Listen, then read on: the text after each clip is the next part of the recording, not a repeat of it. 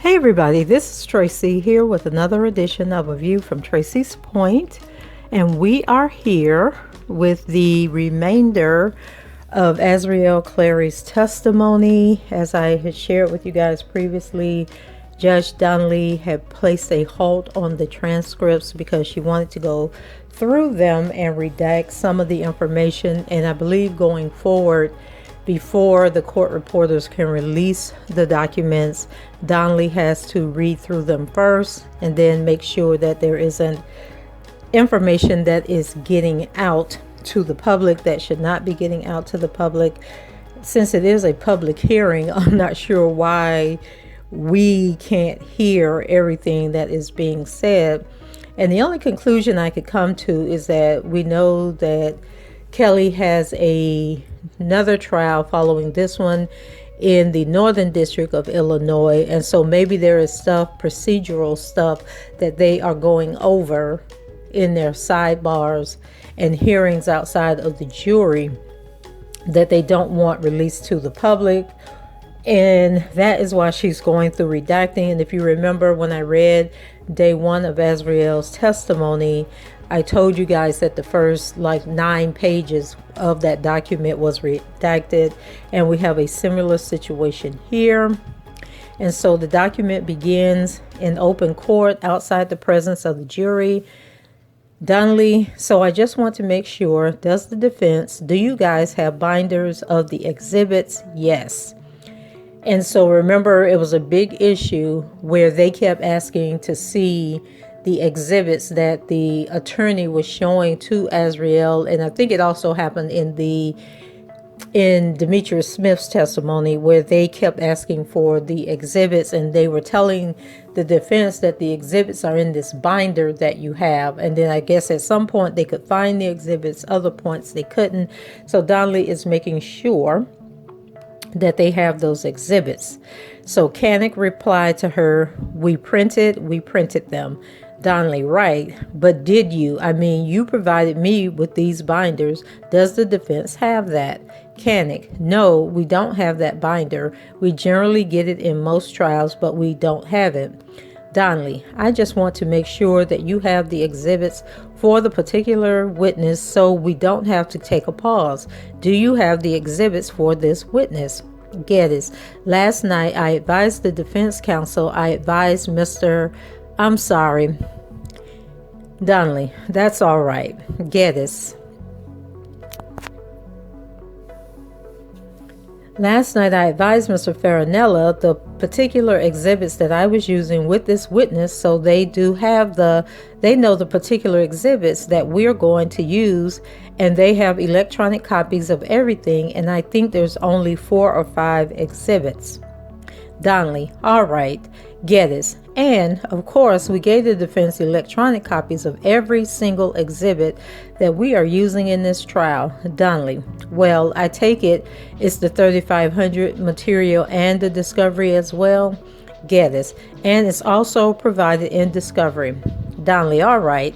Geddes, Your Honor, may we approach briefly whenever you're ready? Donnelly, sure. And then we have page 1 redacted, page 2 redacted, page 3 redacted, page 4 redacted, page 5, and page 6. So 6 pages were redacted of that sidebar. And then it picks up and Donnelly says, all right, we're going to be in recess I know you want some time to talk to Mr. Kelly. Canick, yes. Donnelly, you need some time to talk to your witness. We'll start at 5 minutes past 10. Canick, thank you, Your Honor. And then Donnelly, Mr. Canick, would you like that sidebar sealed? And Canick said, yes, Your Honor. and then recess is taken. So whatever they talked about, it had something to do with Mr. Kelly, and they didn't want it on the record. And then I know 2 issues have arisen in the past week. One is they filed a motion saying that since he moved from the MCC to the MDC in Brooklyn, the MCC is in Chicago, that he has, I guess when he was moved, he left all of the stuff that he had, maybe his the exhibits and discovery that he was reviewing for the case. He left that, and then any mail that has been sent to him since he was transferred from Chicago to Brooklyn, none of that has been sent to him. And so the Calvin Scholar attorney, who we don't hear much from, he sends these small motions and letters to the judge asking for things like, can Mr. Kelly have a printer in the courtroom so we can print stuff off of him, that type of thing. And then he filed this letter about him not getting his stuff, and Donnelly did follow up with an order to the Bureau of Prisons telling them to get Mr. Kelly's stuff and get it to him at the MDC as soon as possible. Okay, so then we have some more redaction. 1, 2, 3 pages of redaction. And so now in open court, sidebar ends. And then Donnelly, all right, I think we're ready for the witness. I just want to clarify, I think it's the case that the witness is being referred to as Jane and nothing else. Am I correct about that? And then Geddes, that's correct, Your Honor. For this trial, she has been called as Jane, and she would not be referred to in any other manner in this case. Donnelly, okay, great. Let's get the witness. And then Nicole, Judge, I apologize. Maybe we can approach. Donnelly, do we need the court reporter? Nicole, yes. Donnelly, okay. And then we got 1 page of redaction.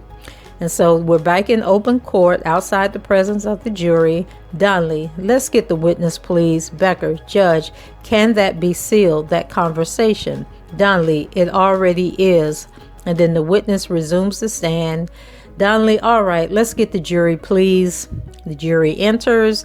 Donnelly, all right, good morning, ladies and gentlemen. Let me first apologize for the delay. It's nobody's fault. Sometimes we have matters that we have to discuss, and I think it's easier to do it without you in the room rather than having you wait while we hammer things out at the side.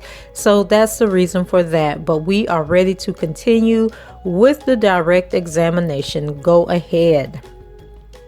So Geddes picks up and she says, may I proceed, Your Honor? Donnelly says yes. And then the clerk says the witness is reminded that she's still under oath. Then the witness says yes, thank you. And then the witness, Jane, previously sworn, resumed, continued on next page. And so I guess Donnelly is confused because the witness says she wanted to be called Zale. And so I guess she figured out that we figured out that she was using Zelle. Now listen, y'all told me when I said that Zelle was referring to Zelle, the cash money transaction app where you can send money from your bank account or to somebody's bank account. But some of y'all insisted that Jocelyn calls Ariel Zelle, and that y'all picked that up during that fight in that hallway. But I didn't hear Jocelyn say Zelle. I heard Jocelyn say, you are mean as hell, Ariel. So whatever the story is behind Zelle, I guess Ariel didn't want to be called Zelle anymore. Or maybe it made her think about Jocelyn. Like maybe Jocelyn really did call her Zelle, and then it was bringing back too many memories. And so... or maybe it was like, call me Zelle, and then that was a signal to Jocelyn to please come and testify, or that everything is going to be okay, that she about to throw this trial. Like, I don't know what the significance was. But anyway, she's Jane going forward.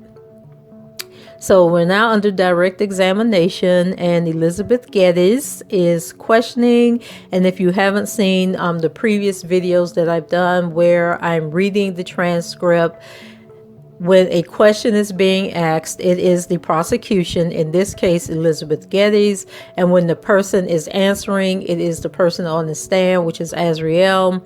And then if Ariel asks a question in response to the question that's being asked of her, I'll let you know that this is now Ariel asking a question.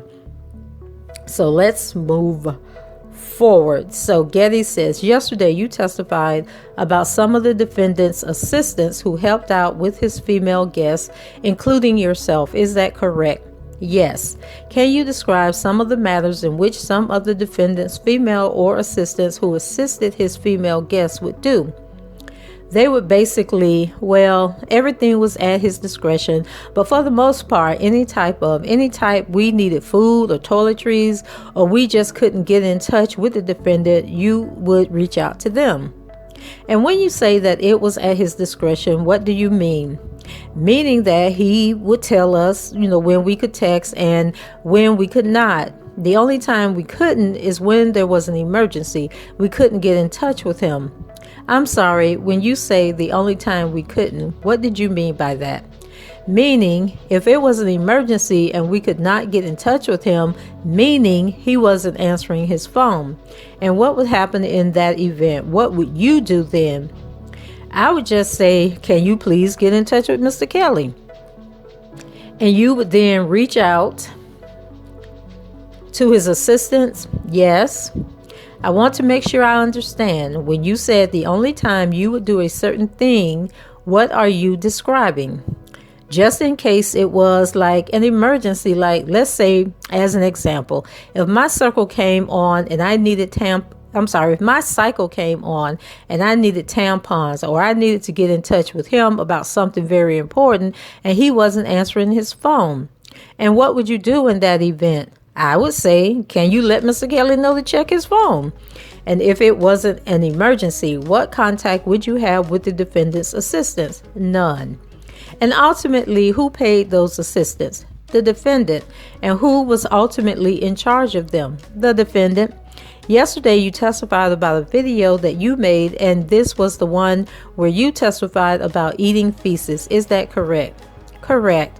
And you testified that when you showed it to the defendant, he wasn't satisfied with it. Correct. Where were you when you showed it to the defendant?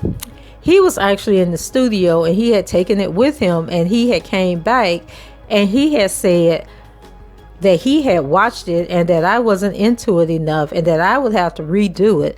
Not at that moment, because it had been an hour after and I had already changed and cleaned up, but he did express that I would have to redo it again. We just never got around to it.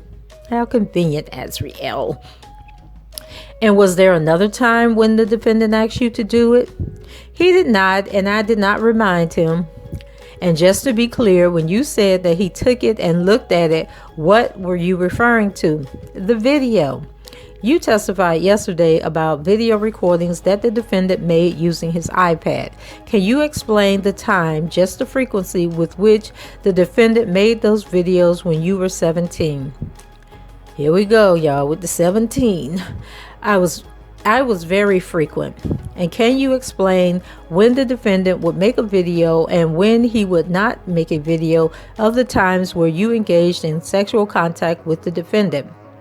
For the most part, anytime we were going to a hotel or on the tour bus, he would make sure that he had his backpacks with him. However, the only times that he really would not record is maybe if it was after basketball or if we were in a studio that his legal could pay for, like moments that were very quick, like inside the studio, booths, like he really wouldn't record those times. And on other occasions, was he regularly recording you engaging in sexual activity with the defendant? Yes, he was. Was there ever an occasion where the defendant showed you videos that he made of you, including when you were 17 years later? Yes, there was. Can you describe that? I do recall a few years later, he had showed me a video of me when I was 17, because I recall I had the exact same hairstyle that I had when I had met him at the show. And he has said, look at how tiny you used to be. Canic. Objection. Donnelly. Are these the defendant's statements? Geddes. Yes. Canick is not responsive. Donnelly. Overruled. And turn on your microphone. I don't want to miss an objection if you make it. Canick. Thank you. And then Geddes continues, I'm sorry. Can you describe what the defendant said when he was showing you a video? Yes, he was basically gloating and complimenting how small I used to be. And when you saw the video, how old were you? I'm sorry, withdrawn. When you saw the video, how old were you? How old did you think you were in the video itself? Oh, I know that I was 17 because my parents had paid for that hairstyle before I had met him. And I think you said that it was a hairstyle that you wore close in time to the show. Yes. Was that the show where you first met the defendant? Yes, it was.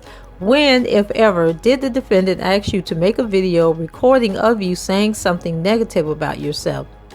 There were a few times where the defendant would do so after chastising. Can you describe the videos that the defendant told you to make?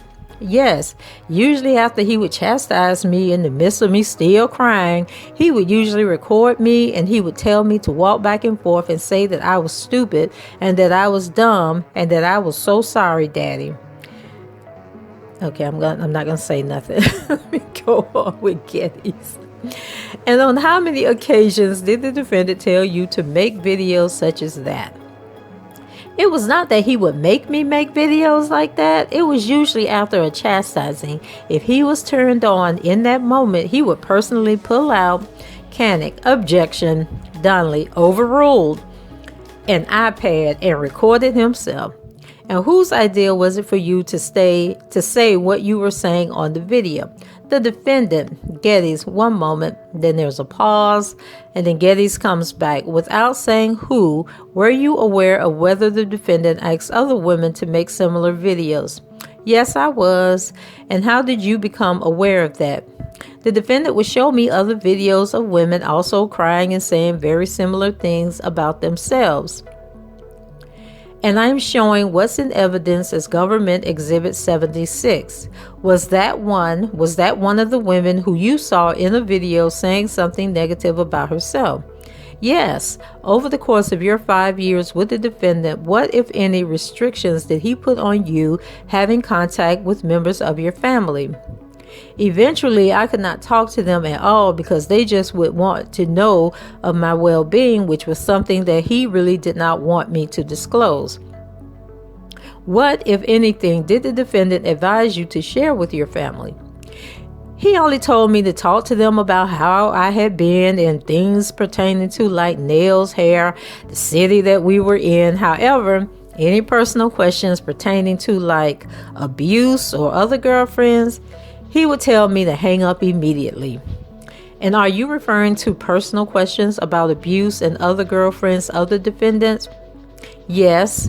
When did you speak with your family? Where was the defendant? He was usually present. And did you also communicate by text message with your family members? Yes, I did. And when you sent those text messages, where was the defendant? The defendant would tell me exactly what to say. And when the defendant wasn't around, would you call and text message your parents? No, only if he had me to. Why wouldn't you do that without the defendant? Because I would have gotten in trouble for doing so. What, if anything, did the defendant do or say that made you think that the defendant would find out about that? Well, usually he would basically talk badly about all of our parents, and if we were not angry enough, he would then get upset and say that we were not loyal to him and make us feel bad. Okay, I'm gonna stop right here. So y'all do realize that this whole case is pending on, it's in the hands of Ariel. They have put the burden on Ariel to prove this case for them. And we still haven't seen any of these 1,000 videos that's supposed to be out there, or the 100 iPads. And Ariel's getting that story about them iPads in the book bag from the stories that were out during the 2008 case, where everybody was saying that he used to walk around with all these videotapes.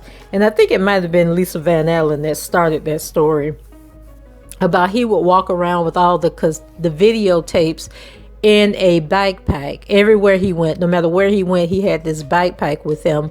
And then when he was arrested here in Florida, where they said that they had found these videos, I believe those videos were in a backpack. And if you're not familiar with that case, the police did an illegal search and came back with this backpack that allegedly had a video in it of a girl, and the judge threw it out because they didn't have a search warrant for it.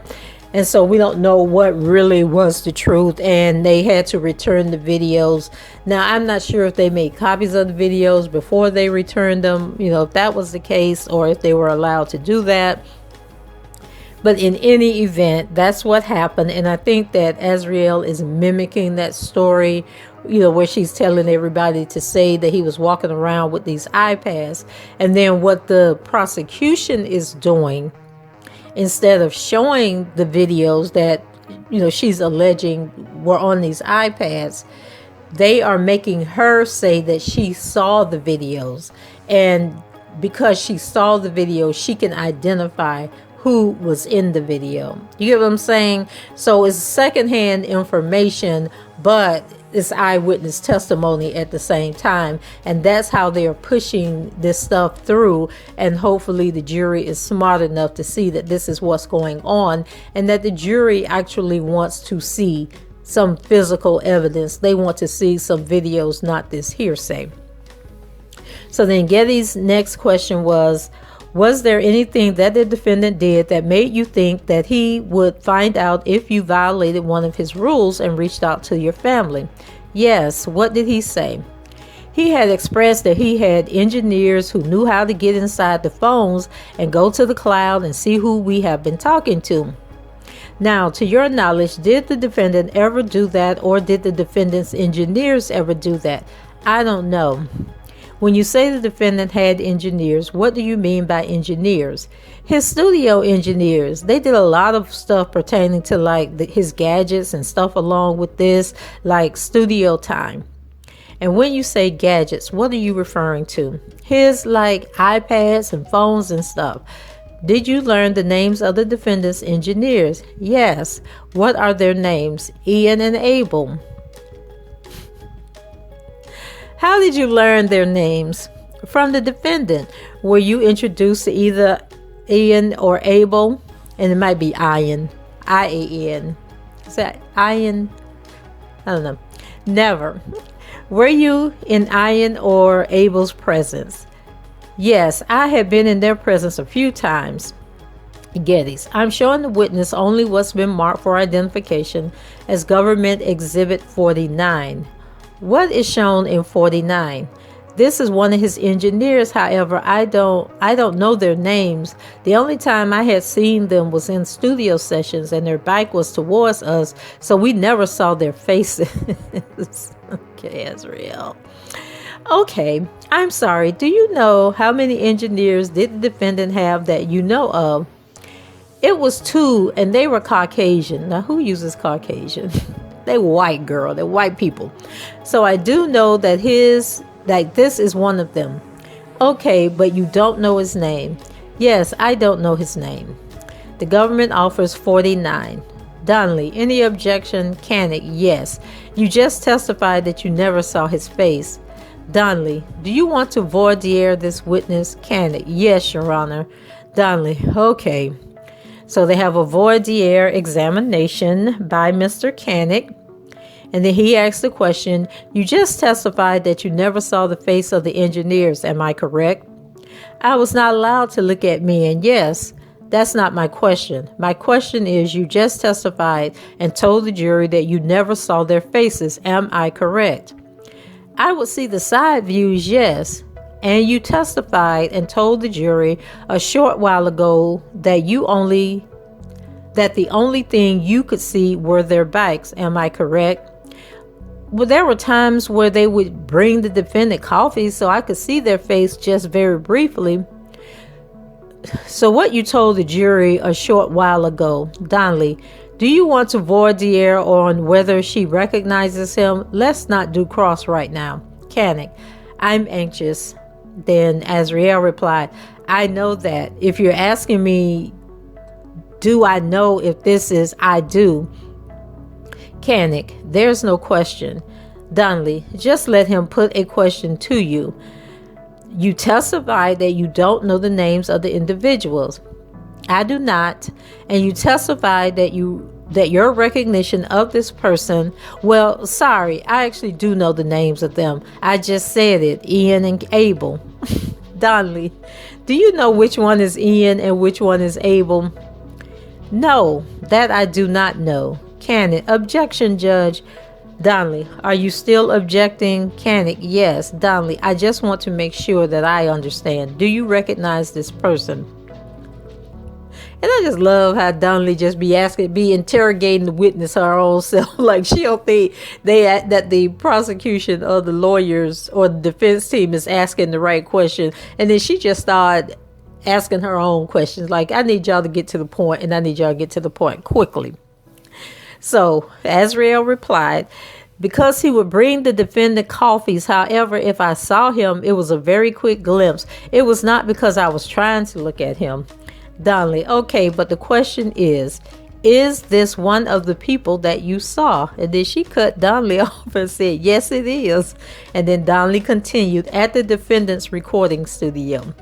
And then she said, yes, it is. And then Donnelly said, do you have any further questions regarding this exhibit? And then Getty said, just that we offer it, no, Your Honor. And then Donnelly said, over the defense objection is admitted. And then government exhibit 49, so marked. And then Getty's, maybe we publish. Then Donnelly said, yes.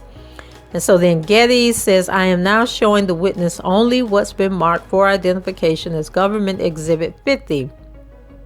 Direct examination continued. Then Miss Getty says, do you recognize government exhibit 50? I do, yes. What is that? That is one of his engineers. And again, did you have an opportunity to see this particular person? Yes, I did. And where did you see this person?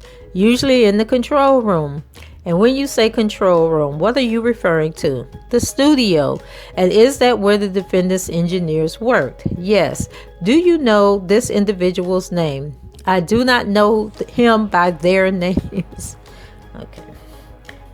I do not know him by their names. Okay.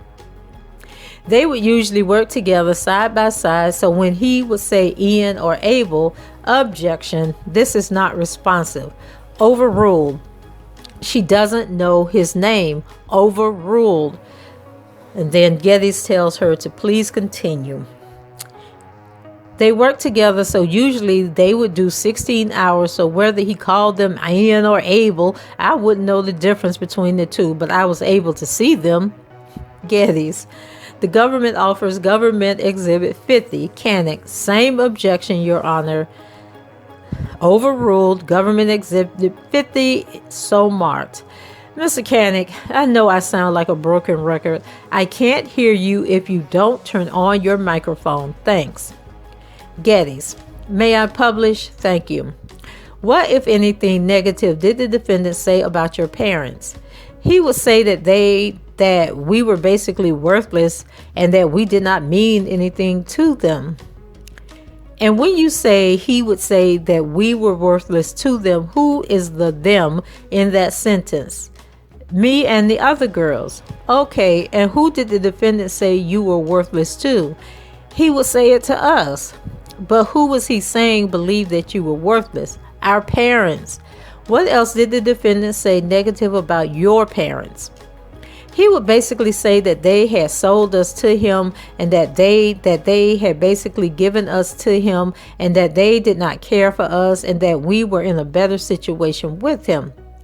When you said that the defendant said that your parents had sold you to him, what did he say about that? How did he explain that?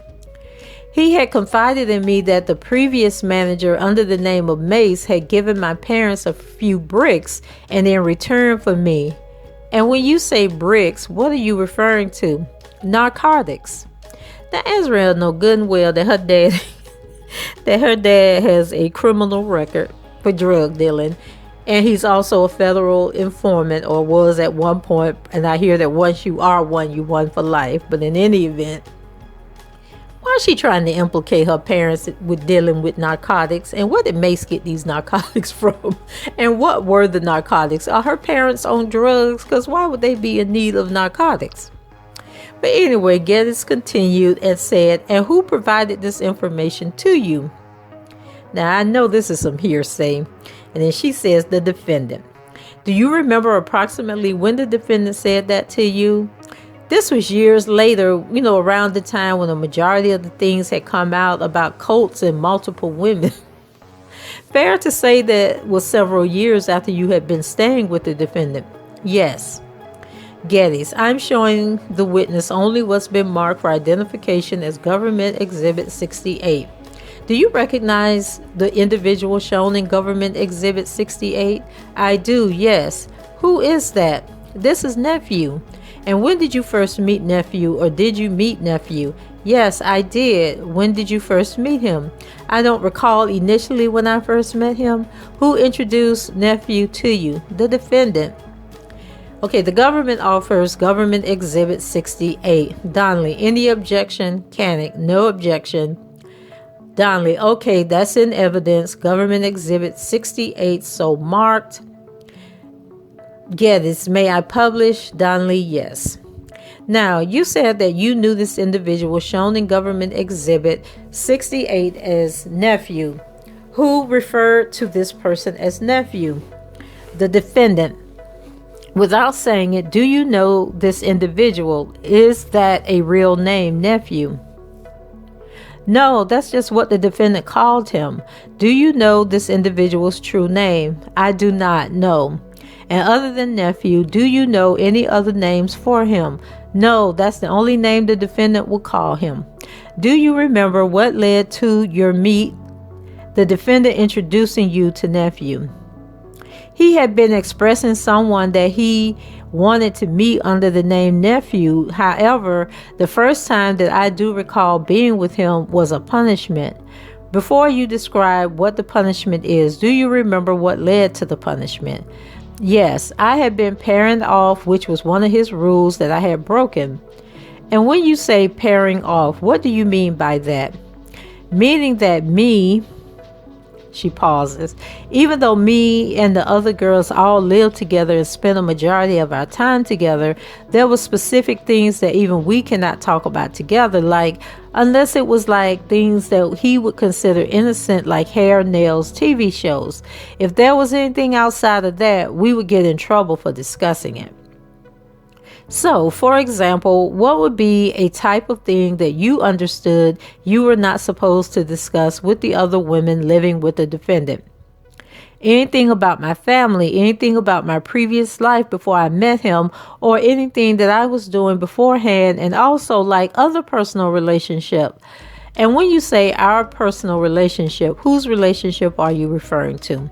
Me and the defendant. So you said that you had been pairing off. How did the defendant learn? Had you, in fact, been pairing off, to use your word?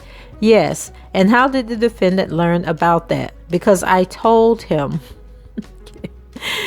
What led you to tell the defendant about that? I recall that we were at a hotel and he was with his assistant Diana, and he had been boasting to her and, telling her how happy I had made him, and I felt very guilty knowing that I had paired off prior to him coming, telling me to come down to the pool. And you said to come down to the pool. Where were you? We were at a hotel. And were you in the pool area of that hotel? Yes, he was sitting like at a cabana. And who else was with him? Diana. What happened when you went down to the pool area? He had told, and she pauses, he had expressed to Diana like his affection for me and how he basically wanted to spend the rest of his life with me. Okay. All right, girl. Okay. What did you do? I was happy, but I felt guilty inside. So what, if anything, did you tell the defendant? I just went along with what he said, but afterwards he did tell me to go back up. To go back up where? To my hotel room. What happened? When I did get back up to my hotel room, I did tell him that there was something that I had been keeping from him. And when I told him, he immediately told me to go back to the tour bus. And where was the tour bus parked? It was outside of the hotel. Now, when you were in the hotel room and you told the defendant there was something you had been keeping from him, did you tell him that it was that you had been keeping from him? I believe I told him along those lines that I had been pairing off and that I had been speaking of things with Joy and Neek that I shouldn't have. And before I got the chance to go any further, he just told me to get my stuff and go back to the tour bus. And when you said he told you to get your stuff, what did you understand the defendant wanted you to do? Like basically I wasn't going to be, as a punishment, I wasn't going to be allowed to stay in the hotel. So were you packing up all your belongings? Yes. Where was the tour bus parked at the time? The tour bus was usually parked on the side of the back of the hotels. Did you, in fact, then go to the tour bus? I did, yes. Who, if anyone else, was on the tour bus when you got back there? Me, Joy, and Neek. And again, just to be clear, Joy and Neek were the women living with the defendant at the time. Yes, they were. What happened when you got back to the tour bus? He basically has said that he already knew exactly what we did and for us to puke, which we all did. And what do you mean by for us to puke? Usually when he said that, we knew that we would have to be honest and not leave out any detail. And what is it that you were being honest? Were you then, in fact, honest with the defendant? Yes, we were. See how the lady keep asking her, what did he say about your parents? And she say our parents. Now the lady is saying, be honest. Like, what do you say to the defendant? And she says, yes, we were. Man, oh man. So what was it that you were being honest with the defendant about? Well, basically, we had a conversation and we had discussed our personal relationships with him, basically like making each other upset. All of us had basically said, oh, I'm closer to him because of X, Y, Z, or I'm closer to him because we do this or we do that. And that's not something we were ever supposed to share with one another that we did personally with the defendant. But child, him and Joy was all at the beach together. Y'all go to the concerts together. Y'all be at the club together with him. So, okay. Anyway. And it's not like he don't know. Like, it's not like he thinks that he's cheating on y'all and y'all don't know about the other people. So why? Okay. And then as people, often say in the comments, for a man that was touring, that was recording, that was hanging out with his friends, he sure had a whole lot of time to be giving y'all all this personalized individual attention. But I digress. And when you say we, who again are you referring to? Me, Joy, and Neek. Now, you said that the defendant told you to sort of tell him everything. And use the word puke. Did you each of you then do that? Yes, we did. What happened after that? Afterwards, he told all of us to go to the back of the bed and to take off all our clothes, and he began to chastise us. And you said he told you to go to the back of the bed. Where was the bed? Were you still on the tour bus? Where was the bed? Well, the bed is all the way in the back of the tour bus, and he made all of us lay down naked side by side. You, Joy, and Neek. Yes. What happened? He began to hit all of us about 15 times. What did he do? What did he use to hit each of you? He used his open palm. And where on your body did he hit you? He hit us on our butt and our legs. And when you say that he hit you 15 times, do you mean that he hit each of you 15 times? Yes. What happened after that? Well, after that, he then separated us and he continued to hit me more. How did he separate you? He told Joy to go to the front of the bus and Neek to go to the bunk bedroom, and I stayed in the back and he continued to hit me more. Was there a separate room on the bus with bunk beds? Yes, there's 2 doors. So when you first walk onto the tour bus, it's like the living and kitchen area, and then there's a middle room that was bunk beds that are usually for, like, if you're traveling with multiple guests, and beyond that door is a master bedroom that no one was allowed in. Now, girl, this sounds like an RV to me. This don't sound like no bus, but I guess they can convert the bus to look however they want the bus to look. So, and which of these rooms were you in? The master, all the way in the back. And is that where the defendant, had initially hit each you, Joy, and Neek? Yes. And when the defendant was hitting you after he separated from Joy and Neek, how was he hitting you? He was just hitting me all over because he was frustrated. He said that I was the closest to him. Canic, objection. Donnelly, overruled. What did he say? He said that I was the closest to him and I should have known better. And what was he using to hit you then? Just open palm, just slapping me and hitting me all over. What happened after that? He then said that I would have to make up for it and that he was going to think of a punishment, and he left out the bus. Whose term? Who used the term punishment? The defendant. Did you eventually learn what that punishment was? Yes, I did. When did you learn? He told me that he came back on the tour bus and said that I would be meeting with somebody by the name of Nephew. And was that the individual shown in Government Exhibit 68? Child, she had been telling that story for long. I had to forget what the line of questioning was about. So we trying to get to how she met this nephew. And so she says, yes, it was. Where, if anywhere, did the defendant tell you to go? He told me to get my things together, and he gave me the key to our room, and he told me to go up to the room and freshen up and put on something skimpy and let him know when I was ready. What did you do? I did exactly what I was told. Now, at the time when you were carrying out what the defendant told you to do, what, if anything, had the defendant told you about Nephew? He had mentioned Nephew a few times, and he had expressed to me that Nephew was a person that he had been grooming also since he was young. Do you remember the words that the defendant used? Yes, he said that he had been grooming Nephew since he was young, like me. What happened next? I then went up to the hotel room, and I had freshened up and put on something skimpy, and the defendant knocked the same knock that he usually does. I opened the door, and I went into the master bedroom, which had a door, and he stayed in the living room area. And then in about 15 minutes, he came into the master bedroom, and he told me that Nephew would be coming in here and to basically be into it just like I am with him, and to be into it and not to, like act any type of way. Now, you said that the defendant knocked on the door the way he did. What did you mean by that? The defendant had a specific knock, and that's how we knew it was him every time. So we would, know to open the door. And what was the knock?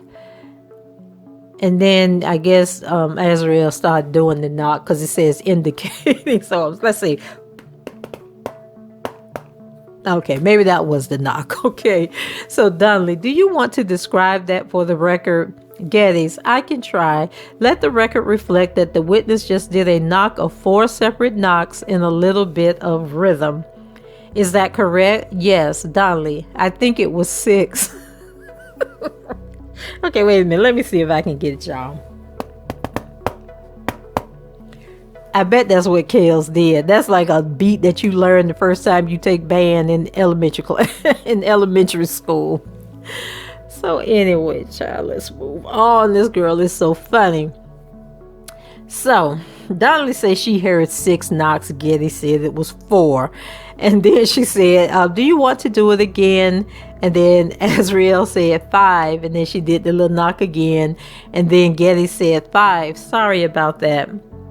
Let the record reflect that there were approximately 5 knocks. Is that right? Yes. And was anyone with the defendant when he first entered the room? Anytime we open a door, we know to stand behind it, so just in case he is with people, they can't see us, so I wouldn't be seen. Okay, so when you opened the door, did you see anybody else? No. Did you, in fact, go into the bedroom as the defendant directed? Yes, I did. What happened after that? He then came in with an iPad and he told me to get into it, that this was my punishment, and shortly after, nephew had followed behind him naked. And when you said that the defendant told you to get into it, what did he mean by that? Meaning, like, not to embarrass him. Not to embarrass who? The defendant. What did you understand that the defendant wanted you to do with nephew? He wanted me to please nephew the same way that I would please him. And how did he want you to please nephew? By basically being into it and giving him like oral and vaginal penetration. What happened? Did nephew then come into the room? And what happened? You said he was naked. Yes. Okay, now wait a minute. I got two questions here, y'all. Let's pause for a second. Weren't they traveling when this whole situation happened? They were at a hotel and all this here. So it sounds to me that nephew is somebody that's probably with Kelly all the time, whoever nephew is. I know some people say that nephew is Bubba, but Bubba say that he is not nephew and he wish y'all would knock it off. But so if this is somebody that traveled with Kelly often, wouldn't she know who a nephew was? Like, why is she playing stupid? And then even after all this is over and said and done, and she has left the situation, she knows his friends. She know who was walking into that courtroom with him, trying to be seen on camera. She know who these people are. So why she can't just tell this woman who nephew is so that we can know who nephew is? Or did nephew tell her he whoop up behind if she ever uttered his name? Because I'm not understanding this. And then she said that they was in this hotel room and that Kelly came into the hotel room, right? And then they went in the bedroom. So where was nephew? Because she said when she opened the door, wasn't nobody standing there but Kelly. So where did nephew come from? Anyway, I digress. So then she said, and what happened? You said he was naked. Yes. Where was the defendant when nephew came into the room? He was already in the room and he was also naked, and he had his iPad in his hand, and then he had propped it up, and then began to instruct both me and nephew what to do. You know, I keep laughing every time she said the word naked, because I had these two friends growing up in high school, and one of them liked my cousin. And so my cousin had moved to Atlanta, and so this friend, you know, she had made plans to go visit my cousin in Atlanta. And so, of course, when she got back, me and the other friend, my best friend Taryn, you know, we were grilling her like, what happened? What happened? You know, she was like, we were in the room. They did this. We took our clothes off. So Taryn said, y'all took y'all clothes off? And then my friend said, yeah, and we were naked. And so every time I crack up when I'm reading that part, because all I can do is just hear my friend and this visual of her and my cousin standing there naked, because he should have been shaving himself. But anyway, so Getty says, and what, if anything, did you notice about the iPad? It was recording. What did the defendant instruct you and nephew to do? He had instructed us exactly. He had basically taught us through every single thing to do. So if he wanted me to give nephew oral, he would say that. And if he wanted nephew to give me oral, he would say that. And by oral, do you mean that he wanted your mouth on nephew's wee-wee? But she used the P word. Is that correct? Yes. And when he wanted nephew to give you oral, do you mean that he wanted nephew's mouth on your vajayjay? Yes. Did both of those things happen between you and nephew? Yes. And did you want to have contact with nephew? Never. Why did you? It was a punishment. What did you think would happen if you did not have sex with nephew, have sexual activity with nephew at the defendant's direction? I would probably be left somewhere for a long time. Canon. Objection. Donnelly. Sustained. Was that the only time that you saw nephew? No, there were a few occasions that the defendant had made us get intimate. Okay, so if somebody forcing you to have sex with somebody, that's not getting intimate. That means they taking your stuff, that you're being the R word, that you're being abused. But she said that they was getting intimate, child. So, and when you say there are a few occasions the defendant had made you be intimate, who are you referring to? Me and nephew. And by intimate, do you mean that you had, at the defendant's direction, sexual contact with nephew? Yes. Do you recall a time where you had sexual contact with nephew at the defendant's direction in the presence of somebody else, or when somebody else was around beside the defendant? And see, once again, this is how we get this hearsay in, because all of this is hearsay. But then when she gets Ariel to name all these people that even knew about it, or that she told, or that type of thing, then that's how they're getting this stuff into evidence. And it's probably is what's going to bite them in the butt when it's all over, said and done. So she replies, yes. So what happened? There was an encounter once where the defendant had told me after he had come that he had been going back and forth from room to room having vaginal penetration between me and Joy with nephew. Child, I don't know what's going on here. Let me read that again for y'all. Okay, there was an encounter once where the defendant had told me after he had come that he had been going back and forth from room to room having vaginal penetration between me and Joy with nephew. So I guess Joy was in a room, and then him and nephew was just going back and forth from the room, hitting it from the back, from the side, flipping it, slapping it, rubbing it down. Like, what is going on here, y'all? And how is Geddes keeping a straight face as she's listening? She's eliciting this testimony from this fool. So then she says, and do you remember where that took place? Oh, here she go. I do not remember specifically where that took place. It was either at the studio or the Trump. Were both of these places in Chicago? Yes. When you say the Trump, what are you referring to? I stayed in the master room and Joy stayed in the rocking chair room. And I'm sorry, is the Trump a residence? Yes. And is that a building where the defendant lived for a period of time? Yes. And did you also live with the defendant there? Yes, I did. And you stated that on the defendant told you what happened after the fact. Is that correct? Yes.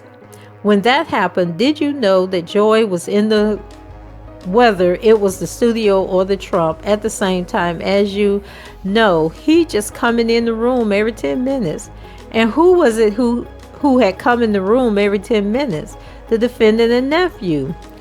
And what would happen when the defendant and nephew came into the room? We would have intercourse. Who would have? Look, Elizabeth Geddes is she confused at this point, because she keep pausing every time she get ready to ask this girl a question. So she says, who would have intercourse? All three of us. And again, did you want to have intercourse with nephew? No, I did not. And again, why did you have intercourse with nephew? Because it was my punishment. Based on your prior experiences with the defendant, what, if anything, did you think would happen if you didn't have intercourse with nephew at the defendant's discretion?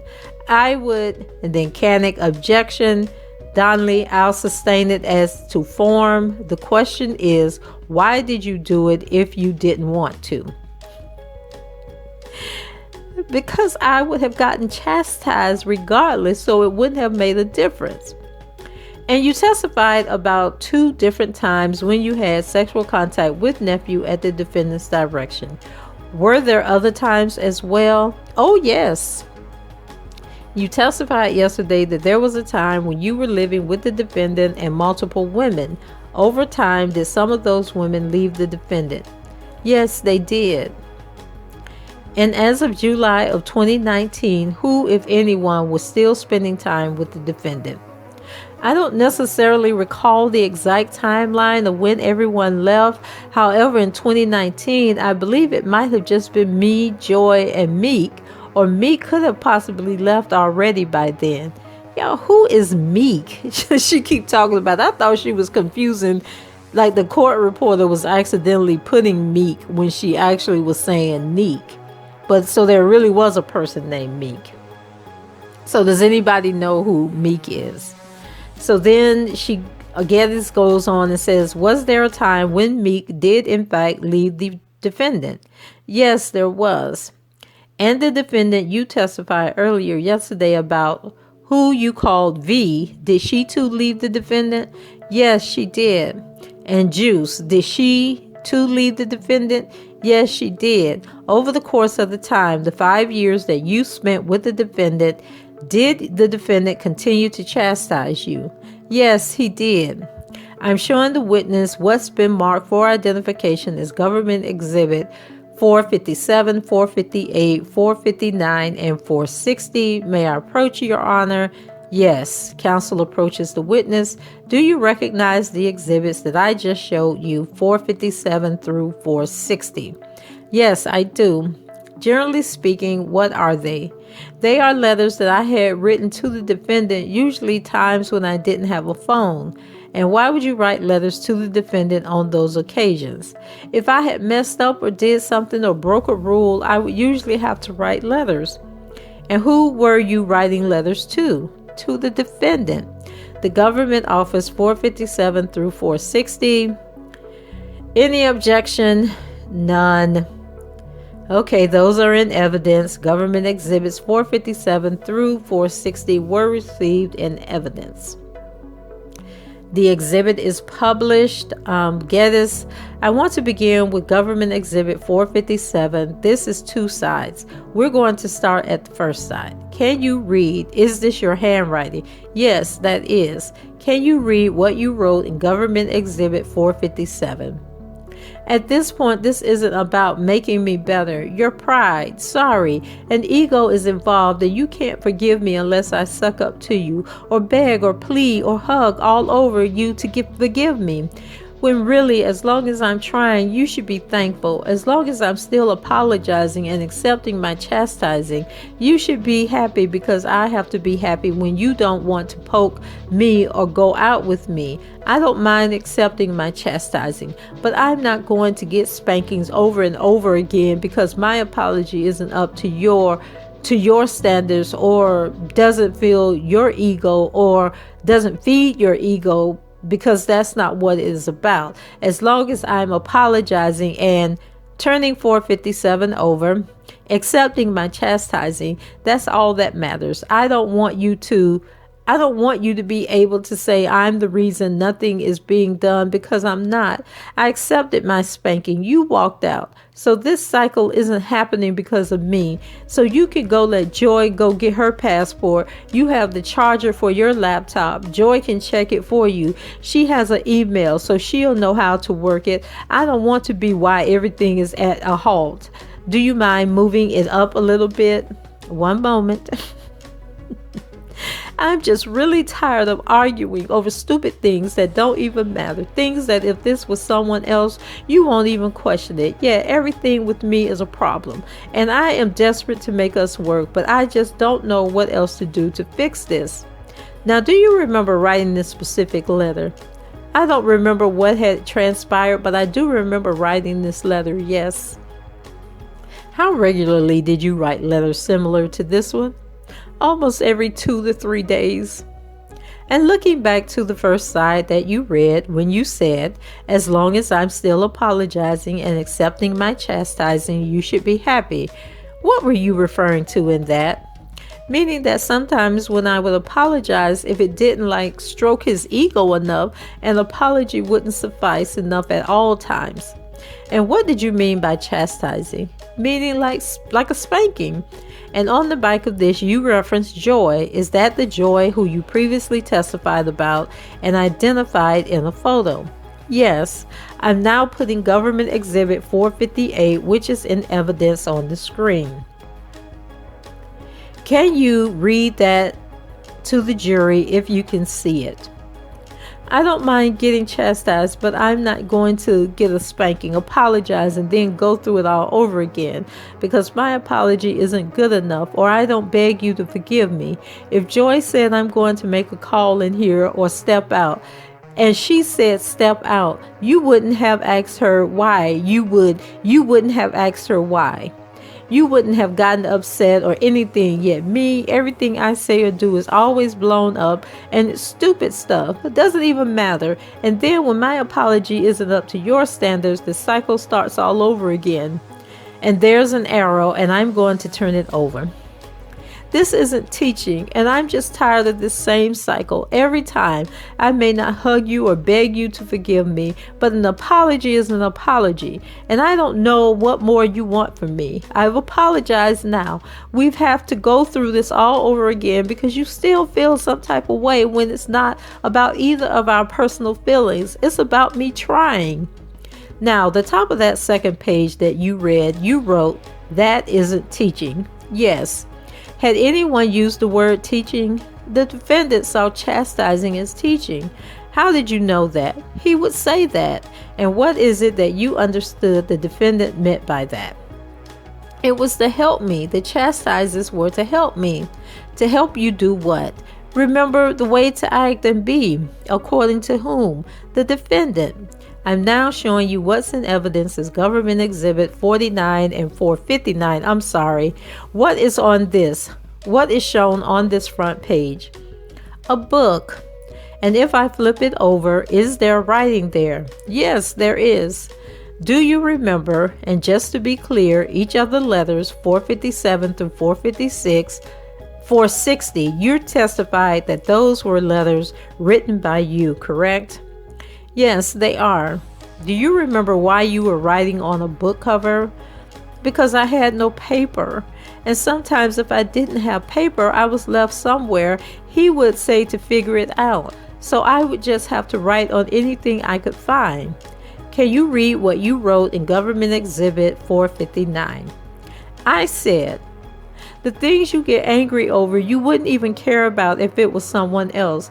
If Joy said she had to make a call and you wanted her to do so in or out of the room, you would say, which do you think? And she said out.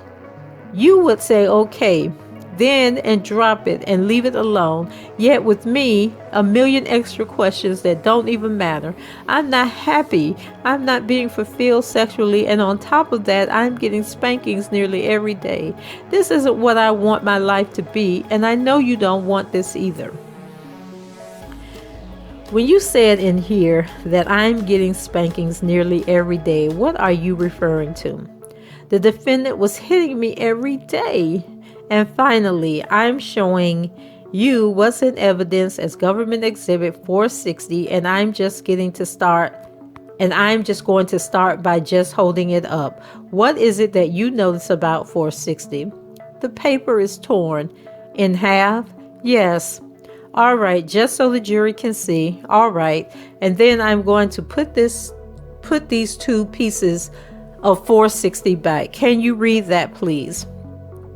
Yes, the main issue is the things we argue over. I don't mind and would never mind being chastised because I've lied or did something wrong. I'm tired of you nitpicking stupid non-for-profit reasons.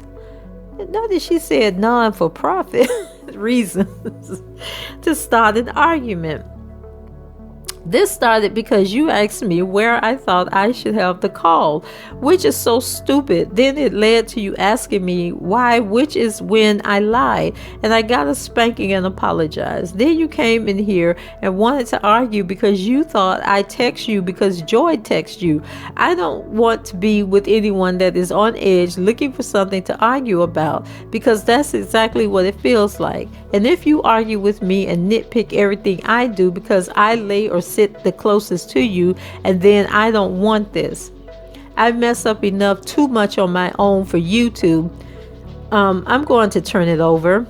And then Ariel continues. Want to argue even more on top of everything.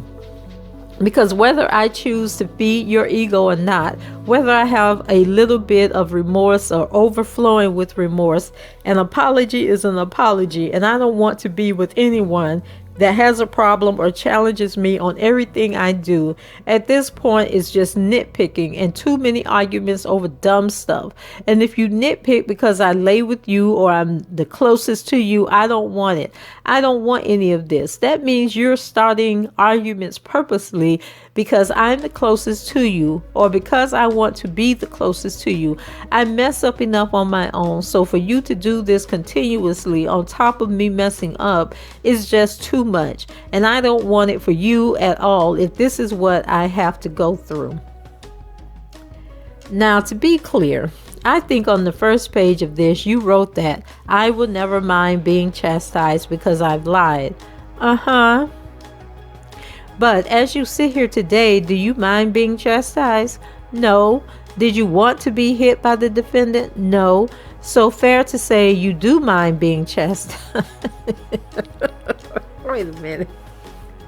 So she asked this fool, do you mind being chastised? And she said no. So then she gonna try and steer her to a yes, but then Canick said objection, and Donnelly said overrule. The question is today. You wrote the question is today. Well, you asked the question. Okay, this is so confusing. So then Geddes said, today, do you still feel the same way that you, or do you still feel the way, maybe you never felt this way, but do you feel the way that you wrote here where you said, I don't want to, or I don't mind being chastised? No. Canick objection. Donnelly overruled. Geddes, how do you feel now? I feel that I never deserved any of that. And did you want to be chastised then? I did not. Now, yesterday you testified about certain letters that the defendant told you to write containing falsehoods. Do you recall that testimony? I do. And you also testified about apology letters that the defendant would have you write when you were in a room at the defendant's direction. Do you recall that? Yes. The letters that you just read, shown in Government Exhibit 457 to 460, which, how would you describe those letters? What were those letters? Well, these letters would not be acceptable. So basically what I was saying in these letters is that I would be chastised, and then I would write this letter and he would not accept it, and then I would be chastised again. Now, is this an example of one of the letters that you said you wrote that contained falsehood and embarrassing information? What do you mean? Yesterday you testified about letters that you wrote where you would admit to stealing something from the defendant. These are strictly apology letters after he had felt I had done something wrong. Okay, so this is a different... Okay, there were two types of letters that the defendant had you write. Is that correct? Yes. Are you familiar with the docuseries Surviving R. Kelly? I'm familiar with it. Were you still living with the defendant at the time that it was aired? I was, yes. At the time that it was aired, what, if anything, did the defendant say about it? He did let us know ahead of time that there was a documentary coming out about him and that everything was false. And he told us about a few of the women whom were a part of it, and that he had his attorney send cease and desist to Lifetime. And when you said he told us, who do you mean by that? Me and Joy.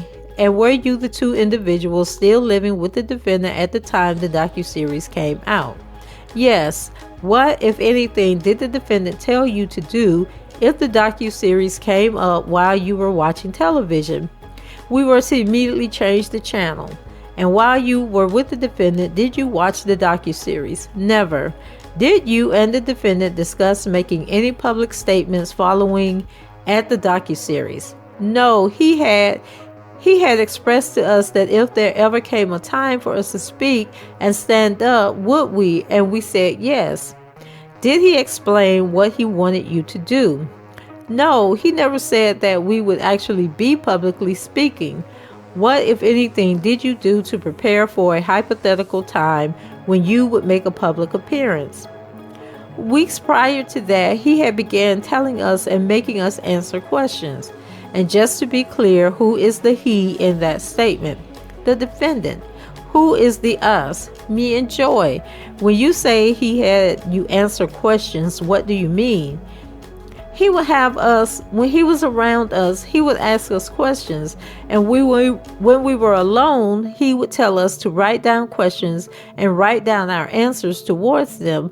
And any answers that we stumbled upon or didn't know the answer to, the right answer, to write it down so that when we would see him, we would go over it and he would give us the proper answer.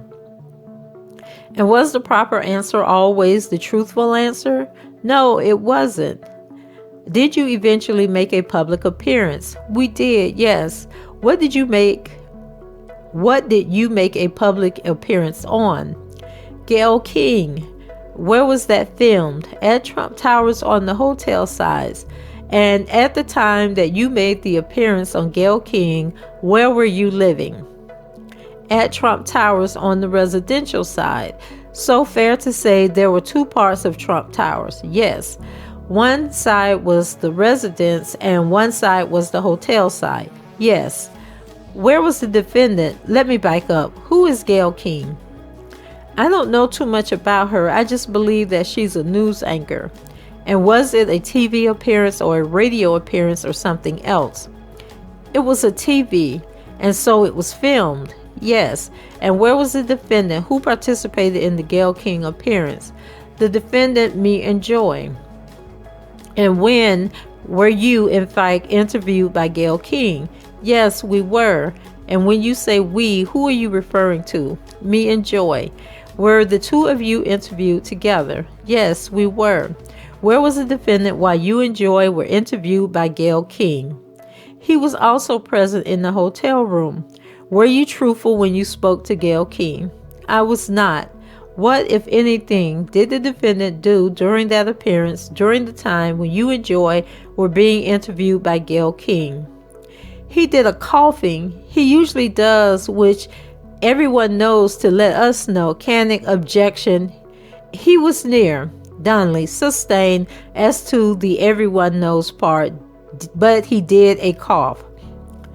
That's a very similar cough that he does. So what cough? What did you understand he meant by what cough? He was just letting us know that he was in the room with us. And what did you believe was the purpose of the defendant letting you know he was in the room with you? Donnelly, sustained. That means don't answer. Sorry. That's all right. Geddes, I want to direct your attention to the summer of 2019. Did there come a time in the summer of 19 when you stopped living with the defendant for a period of time? Yes, there was. And during that period of time, did you decide to leave the defendant permanently? Yes, I did. Approximately when did that happen? October 2019. And when you did that, did you move out of the Trump Towers where you had been living? I had, yes. At some point, did you agree to meet with the government? I did, yes. Do you remember when that first happened? I believe that was in January of 2020. You testified yesterday that when you first saw the defendant at that concert, or when you first saw the defendant at the Dolphin Hotel, you auditioned for him. Do you recall that? Yes, I do. And you testified that the defendant said he was going to help you. Fair to say? Yes. What, if any, steps did the defendant take over the next 5 years to further your musical aspirations? None. While you were with the defendant, while you were still living with the defendant, would you have described to others your time with the defendant as abusive? Yes, I would have. Would you have publicly said that though? At that time that I was with him, no. Would you now? Yes. When did you start to do that? It took me until January of 2020. After you had spent time away from the defendant, yes. Have you had any contact with the defendant since January of 2020? I have not. Geddes, one moment. Pause in the proceedings. Then Geddes returned. Nothing further, Your Honor. Donnelly, all right. I think this might be a good time. Unless you want to start, Mr. Canic. I think this might be a good time for a break. Canic, let's have a break. Donnelly, okay, so just 15 minutes or so. Please don't talk about the case. Court deputy, all rise. Jury exits the courtroom. Donnelly, and the witness can step down. The witness steps down. Donnelly, all right, everybody can have a seat. Can I see counsel at the side for a minute, please? So they have a sidebar conference that is about 1 page, maybe a paragraph or something, and then they are back. A recess was taken at 11:16 a.m. In open court, jury not present. Courtroom deputy, all rise. Donnelly, everyone can sit down. All right, just before we begin, I think a couple of the jurors just want some clarity on the days that we're taking off, and Donna has helpfully put together a list, so we'll be off this Friday. But I think, am I correct that the jurors have asked to work on the 3rd? Why y'all working on my birthday? Courtroom deputy, yes, Donnelly. So just given how short we're going to be the next week, we will be working on September 3rd, which is a Friday. Then we'll be off, obviously, for Labor Day and for the 7th and 8th for Rosh Hashanah. Then we'll be working the 9th and the 10th. Then the following week, Thursday, is Yom Kippur. So we'll be off then, but we will be working on Friday. But on the 15th, I think we'll probably end a little early in case anybody, has a dinner or something to go to. So we'll probably finish about 4 that day. So I'm going to give the jury that schedule just before you start your cross, Mr. Canick, or I can do it at lunch too. Maybe I'll do that. All right, Geddes, you can do it. Pause in the proceedings. Donnelly, can I see the parties at the side for one small thing? And so they have a sidebar. And then the following occurred at sidebar. Donnelly, I'm slightly concerned about not only is it relevant to you, Mr. Canick, I think that Miss Becker is conflicted out of, and then Geddes says, that's correct. Donnelly, I just don't know if you recall that. And then Canick says, I'll remind her. And then Donnelly, just in terms of if she is giving any input or feedback, but it is. And then Canick cut her off and said, I understand. Donnelly, but I did make a ruling. I think it's before you joined. And then Canick said, no, she's not giving me any advice or any information about the witness. Mr. Kelly is using her as a conduit, but other than that, she's just passing messages. Donnelly, okay, it just occurred to me that I think you should be extra careful about it. And then Canick, sure, I'll remind her right now. Donnelly, thank you. And so that was the end of the sidebar. And then what they're talking about is, you guys know, Nicole. So the Richard Arline guy who I did the video for, I think it was that day 8 when Arline testified? So he's the male John Doe, number 1.